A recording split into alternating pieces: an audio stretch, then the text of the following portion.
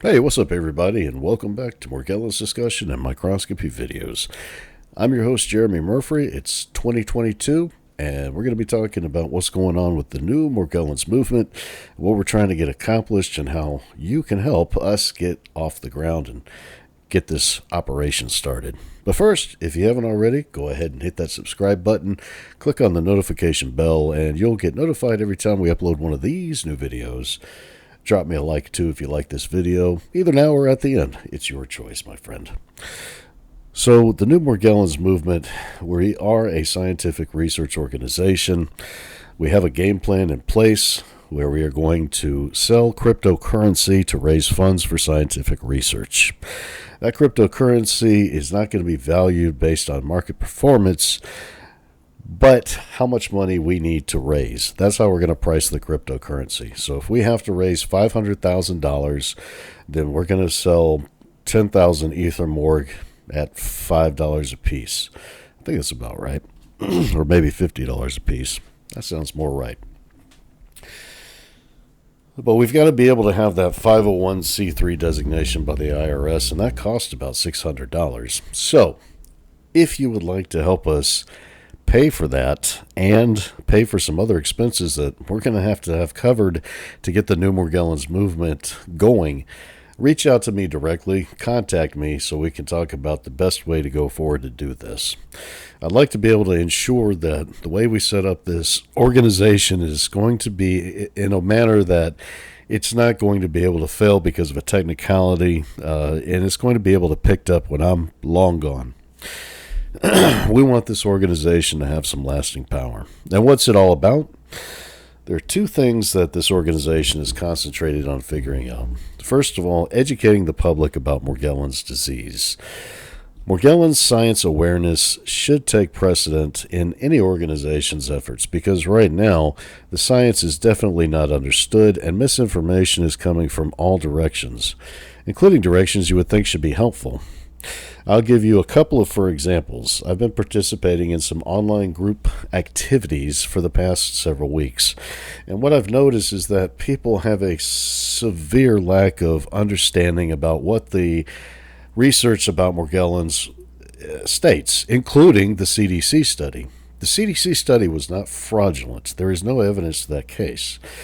There is evidence, however, that the CDC study was flawed. Regardless, however, that particular study from 2012 demonstrated that all participants had evidence of a Lyme disease infection.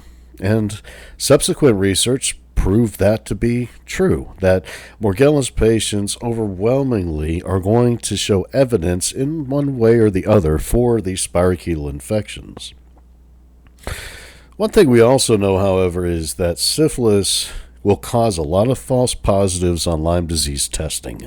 And so we want to know if, in fact, there is a patient population that could be facing Morgellons because of a syphilis infection. That's kind of important to understand because that means that a Morgellons patient should be able to just go to their local health department and have the condition resolved.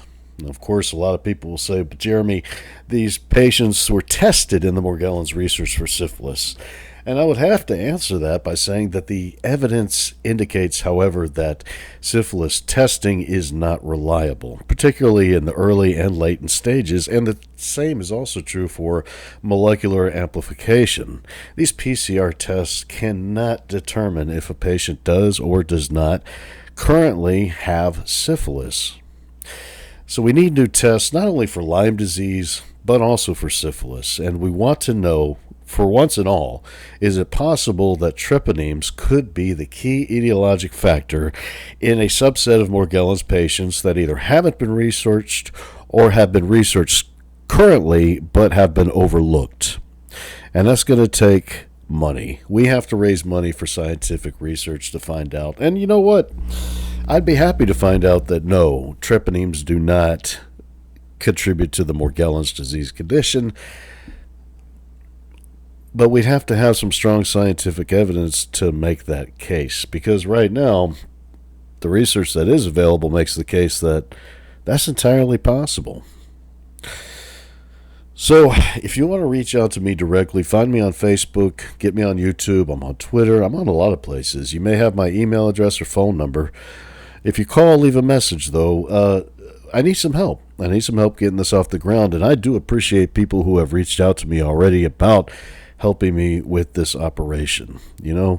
If you're not on board with the syphilis, I understand that. We also have the educational drive. And to that end, we've developed a Introduction to Morgellons online course. It's free for anybody to take, and a lot of people have already gone through that course. And they now have a better understanding of Morgellons, whereas before maybe they thought it was a fungus, maybe before they thought it was a delusional state and that there was no evidence to the contrary. Both kinds of people have contacted me after taking the online Morgellons course and are now convinced that Morgellons is a simple thing to understand. It's literally just a skin condition that results in light of bacterial infection. Nothing too crazy at all. What do you guys think? Let me know. Leave a comment down below. At some point, I do have to get back on Anchor FM, and that's in the works. What I'd like to do is go over everything that we accomplished in 2021. Morgellons Disease Awareness Month is coming up in February, and so we want to be able to have a lot of information out there for people who are interested in learning more about Morgellons disease.